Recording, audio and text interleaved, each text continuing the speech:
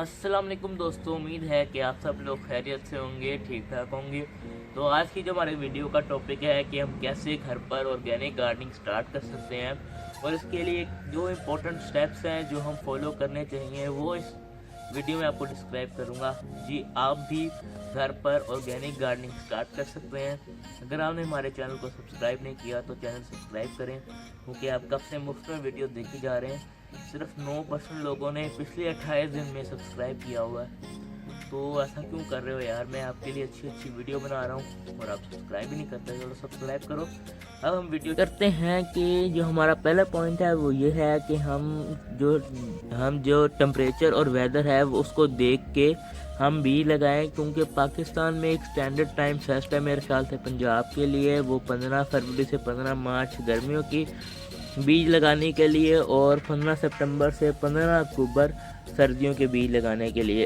अब इसमें हमें टाइम तो हमें पता चल गया है कि ये स्टैंडर्ड टाइम होता है, मगर हमने इन टाइम में भी टेम्परेचर और वेदर को देख के ही चलना है। क्योंकि अगर आपने बीज लगाया, अगले दिन बारिश हो गई और आप घर में नहीं हुए तो आपके सारे बीज बह सकते हैं। इसी तरह अगर गर्मी बढ़ गई तो आपके बीज को जो अगर जर्मिनेट हुए हैं तो वो जल सकते हैं। वो सीडलिंग छोटे छोटे जो प्लांट होते हैं वो काफ़ी नाजुक होते हैं। इसी तरह आपकी जो प्लांट की ओवरऑल जो प्लांट की ग्रोथ है वो डिस्टर्ब हो सकती है, क्योंकि जब अगर आपका बीज ही सही तरह नहीं होगा और शुरू में स्ट्रेस में आ गया हो तो आपकी प्लांट की जो ग्रोथ है वो काफ़ी मुतासिर होगी। जो दूसरा और इम्पोर्टेंट पॉइंट है वो ये है कि हम कौन सा बीज इस्तेमाल कर रहे हैं, क्योंकि बीज काफ़ी इम्पोर्टेंट है। मेरे लिहाज से हमें हाइब्रिड बीज यूज़ करना चाहिए। इन सारी चीज़ों में मैंने एक कंप्लीट वीडियो बना दी हुई है, वो है basic of gardening series part, उसके 9 पार्ट हैं और उसमें कंप्लीट डिस्क्राइब किया हुआ है हम किस चीज़ में कैसे हम गार्डनिंग शुरू कर सकते हैं। तो फ़िलहाल जो बीज है वो मैं हाइब्रिड सजेस्ट करूँगा, क्योंकि इससे प्रोडक्शन अच्छी आती है, बीमारियाँ कम आती हैं। मगर इसका जो एक नुकसान है वो ये है कि इसके बीज से हम दोबारा वही प्रोडक्शन नहीं ले सकते। ये असल में एक ऐसे प्लांट और दूसरे एक कोई बेस्ट वैरायटीज़ के प्लांट की दोनों की खसूसियात एक बीज में लेने का रिज़ल्ट होता है। फॉर एग्जांपल इस प्लांट पे बीमारियां कम आती हैं और उस प्लांट में प्रोडक्शन ज़्यादा है, तो इन दोनों में जो क्रॉस पॉलिनेशन होगी उससे जो बीज बनेगा वो हाइब्रिड बीज होगा। तो ये इस तरह का बीज को हम हाइब्रिड बीज कहते हैं और इस तरह के बीज को यूज़ करने से ज़्यादा प्रोडक्शन और बीमारियां कम होती हैं। तो ये काफ़ी ज़रूरी है और डिफरेंट काइंड के हमें बीज मिल सकते हैं और डिफरेंट हमारी यूज़ के मुताबिक, हमारे डिमांड के मुताबिक हमें बीज मिल सकते हैं। तो मैं हाइब्रिड बीज ही सजेस्ट करूँगा। जो तीसरा पॉइंट है वो है कंटेनर, क्योंकि कंटेनर का काफ़ी अहम रोल होता है किसी प्लांट की ग्रोथ में। अगर आप कंटेनर गार्डनिंग या अपनी रूफ टॉप गार्डनिंग कर रहे हैं तो, वरना ज़मीन में तो जितनी मर्जी उनको स्पेस मिले, काफ़ी जितनी स्पेस मिले अच्छा है, क्योंकि कंटेनर हमारे पास लिमिटेड साइज़ के ही होते हैं। इसलिए जो साइज़ है वो प्लांट के साइज़ पे डिपेंड करता है, क्योंकि अगर प्लांट कंटेनर बड़ा होगा तो हमारे अच्छा आउटपुट मिलेगा। साइज़ बड़ा होगा, लेकिन अगर कंटेनर का साइज़ छोटा होगा तो हमें आउटपुट भी छोटा मिलेगा। फॉर एग्जांपल टमाटर का पौधा अगर मैं छोटे से गमले में लगा दूं तो उस पर हो सकता है फ्रूट आ जाए, तो अगर फ्रूट आ भी गया तो वो इतना फ्रूट होगा जिसका कोई फ़ायदा नहीं। अब हमें जो फ्रूटिंग लेनी है वो लेनी है अच्छे साइज़ की, इसलिए हमें अच्छे साइज़ का कंटेनर यूज़ करना चाहिए, जिस तरह ये टब्स, पेंट बकेट्स और डिफरेंट ये मैंने क्रेट यूज़ किया है। रिसाइकल मटेरियल आप यूज़ करें और अच्छा रिज़ल्ट भी आप इस तरह पा सकते हैं। तो कंटेनर सिलेक्शन है वो बहुत इंपॉर्टेंट है और इसको पॉइंट 3 पे हमने रखा है। अब चौथा जो है, जब प्लांट की ग्रोथ में काफ़ी अहम किरदार अदा करता है वो है सॉइल मीडिया। सॉइल मीडिया में हम 2 तरह की सॉइल मीडिया हम बना सकते हैं। एक तो हम केमिकल यूज़ करें, मगर हमने केमिकल घर में यूज़ नहीं करना, तो हम जो सॉइल मीडिया बनाएंगे वो क्योंकि हमारे पाकिस्तान की मिट्टी काफ़ी ज़रख़ेज़ है, तो इंडिया वगैरह की जो एरिया है एशिया, उसकी मिट्टी काफ़ी ज़रख़ेज़ है। तो आप मिट्टी लें और उसमें एक हिस्सा गोबर की खाद या कोई भी आप खाद मिलाना चाहें वो मिलाएं और अपने बीज या जो भी आपकी पनीरी है वो ट्रांसप्लांट कर दें, तो आपकी जो प्लांट की ग्रोथ है वो आपको इतनी अच्छी मिलेगी कि आप सोच भी नहीं सकते। क्योंकि बाहर के मुल्कों में उनकी मिट्टी इतनी ज़रखेज़ नहीं है, इसलिए वो डिफरेंट चीज़ें यूज़ करते हैं। मगर हमारे जो यहाँ की मिट्टी है वो काफ़ी ज़रखेज़ है, इसकी वजह से हमें काफ़ी अच्छा रिज़ल्ट मिल जाता है कंटेनर्स में भी और बग़ैर ज़्यादा चीज़ें मिलाए। तो इसलिए आप ज़्यादा इन चीज़ों पे डिपेंड ना रहा करें, बस आपने मिट्टी लेनी है, उसमें रेतली मिट्टी हो जो भी आपके पास नर्सरी से मिल जाए, उसमें अच्छी तरह खाद मिला लें। और अगर उसमें ड्रेनेज का सिस्टम अच्छा नहीं है तो थोड़ी सी रेत मिला लें और आपकी जो पोटिंग मिक्स है वो तैयार हो जाएगी और वो आपके प्लांट के लिए काफ़ी ज़बरदस्त रहेगी। और जो हमारा चौथा पॉइंट ये है कि हम कौन सा फर्टिलाइज़र अपने प्लांट को देते हैं, क्योंकि फर्टिलाइज़र भी हमारे प्लांट की ग्रोथ में काफ़ी मेजर किरदार जो है वो अदा करता है। क्योंकि हम घर पर ऑर्गेनिक गार्डनिंग कर रहे हैं तो हमारे लिए ज़रूरी है कि हम ऑर्गेनिक ही लेकर चलें।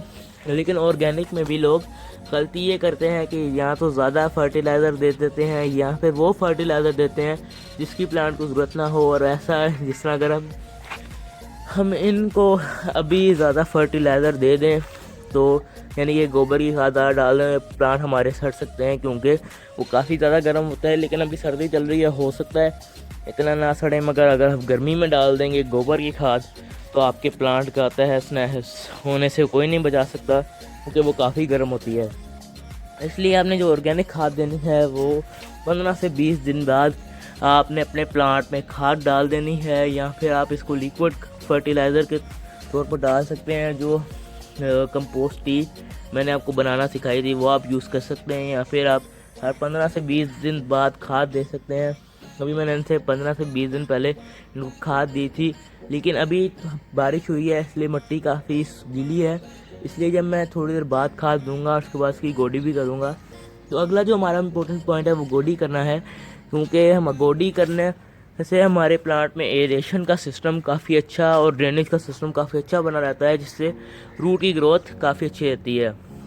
अब डिफरेंट गमलों में डिफरेंट जो हमारे पोट्स हैं उसमें डिफरेंट जो ड्रेनेज का सिस्टम हो सकता है, क्योंकि प्लांट की ग्रोथ पे ये भी डिपेंड करता है। कि देखें यहाँ पे मैंने काफ़ी सारा पानी निकाल दिया था, बारिश का पानी इकट्ठा हुआ था, लेकिन अभी भी इसमें थोड़ा थोड़ा पानी इकट्ठा है। बाकी गमलों में निकाल दिया था, उनका सूख चुका है। अब ये कुछ ड्रेनेज का सिस्टम होता है। तो बाकी हम गोडी करने से एरेशन का सिस्टम अच्छा बनता है, उसकी जो रूट्स की डेवलपमेंट है वो काफ़ी अच्छी होती है। और ड्रेनेज होल आपने कंटेनर में ज़रूर बनाने हैं, क्योंकि कंटेनर में अगर आप ड्रेनेज होल नहीं बनाएंगे तो कुछ मेरे ख्याल से इसी तरह का हाल होगा। बाकी आप अपने प्लांट की जो है वो ग्रोथ का ख्याल उसके अंदर से जड़ी बूटियाँ निकाल कर सकते हैं, क्योंकि उसमें वो आपके प्लांट से एसेंशियल न्यूट्रिएंट्स जो है वो छीनती है। और एक और जो सबसे इम्पोर्टेंट पॉइंट है वो है वाटरिंग आपने डिफरेंट प्लांट और डिफरेंट स्टेजेस के मुताबिक आप इसको करते हैं, क्योंकि अगर गर्मी में तो रोज़ पानी दिया जाता है लेकिन आप ज़्यादा पानी डाल देते हैं, लेकिन जब आपका प्लांट फ्लावरिंग और फ्रूटिंग स्टेज पे होता है तो आपने पानी इतना नहीं देना। अगर बारिश की वजह से पानी पड़ जाए तो कोई बात नहीं, मगर आपने खुद इसको ज़्यादा पानी नहीं देना। आप देखें इस पर फ्लावरिंग और फ्रूटिंग आई हुई है, इसलिए मैं इसको ज़्यादा पानी नहीं दे रहा। अभी 2-3 दिन पहले बारिश हुई है जिसकी वजह से मिट्टी आपको गीली नज़र आ रही है, मगर मैं इनको इतना पानी नहीं दे रहा क्योंकि ये फ्लावरिंग पे आ गए हैं। बाकी आप देख सकते हैं इस पर कितनी सारी कलियां लगी हुई हैं, क्योंकि सर्दियों के मौसम में भी इसकी प्लांट की ग्रोथ काफ़ी बेस्ट है। इस मौसम के लिहाज से ओपन हमने रखा है बिल्कुल, और ऊपर इसके आसमान है, इसलिए इस मौसम में काफ़ी अच्छी ग्रोथ है। क्योंकि मैं इन सारे जो स्टेप मैं आपको बता रहा हूँ वो इस पर भी अप्लाई कर रहा हूँ। बाकी चिल्ले के प्लांट से जो है वो ग्रोथ गर्मियों में रुकी जाती है सर्दियों में, लेकिन इनकी ग्रोथ भी आहिस्ता आहिस्ता कुछ ना कुछ चल रही है। साइड ब्रांचेस आप देख सकते हैं कितनी सारी हैं। तो इस तरह आप अगर हम इन स्टेप्स को फॉलो करेंगे तो आपके प्लांट की ग्रोथ भी अच्छी रहेगी और आप भी इस तरह की फ्लावरिंग और फ्रूटिंग ले सकते हैं। और आखिरी जो सबसे मज़ेदार पॉइंट है वो ये है कि आपने अपने प्लांट्स की तारीफ ज़रूर करनी है, क्योंकि आपके प्लांट में भी फीलिंग होती है और हमारा ईमान भी ये है, इसलिए आपने अपने प्लांट की तारीफ ज़रूर करनी है, क्योंकि इससे आपके प्लांट के अंदर वो एक एप्रिशिएशन से अच्छी ग्रोथ का स्टेमिना आ जाता है। अब इसकी एक डिटेल वीडियो मैंने अभी कुछ दिनों पहले ही डाली है, पिछले साल 31 दिसंबर को। वो बेसिक ऑफ गार्डनिंग सीरीज़ का पार्ट 9 है मेरे ख्याल से, वो आप जाके ज़रूर देखें। तो यही थे हमारे कुछ इंपॉर्टेंट पॉइंट प्लांट की ग्रोथ के लिए। अगर आप भी अपने इन स्टेप्स को फॉलो करेंगे तो आपके प्लांट में भी अच्छी तरह फ्लावरिंग और फ्रूटिंग हो सकती है। अगर आपका कोई सवाल हो तो आप डिस्क्रिप्शन में पूछ सकते हैं, यानी कि कमेंट सेक्शन में पूछ सकते हैं। बाकी आप भी गार्डनिंग शुरू कर दें मेरी तरह, आपको मज़ा आएगा। तो उम्मीद है कि आपको वीडियो पसंद आई है। अगर वीडियो पसंद आई है तो चैनल को सब्सक्राइब कर दें और वीडियो को लाइक करके जाएं। अल्लाह हाफिज़।